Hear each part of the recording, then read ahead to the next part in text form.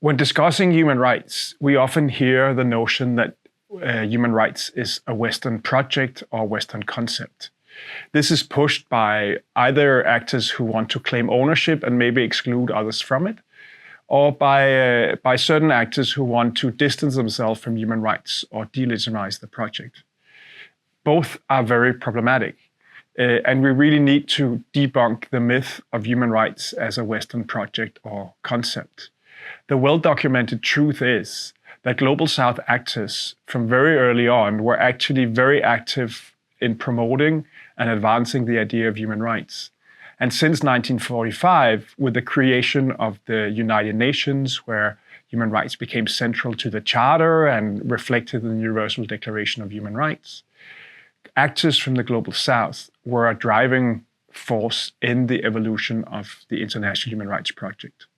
This happened especially during the 1950s and the 1960s, where Western countries, Western actors were highly skeptical and even resistant to human rights.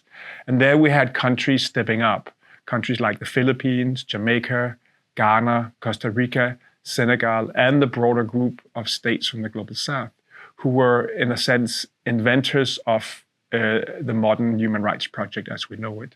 They were a driving force behind completing international human rights treaties, and they were the ones who helped establish the international monitoring mechanisms and investigating practices. So it's a foundational contribution, a pivotal contribution that we saw from Global South actors. And the idea of human rights as a Western project is really problematic for several reasons, and I'd like to highlight two. One is that it completely distorts the historical record of how international human rights evolved after 1945.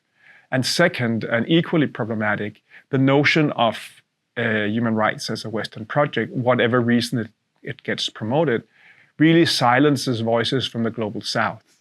And that is a deeply problematic, unethical practice.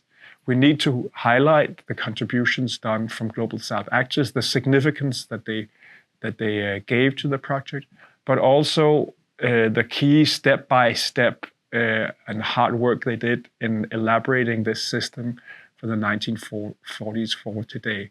We cannot live with the silencing of Global South voices today, and we should not live with the silencing of Global South voices in the past.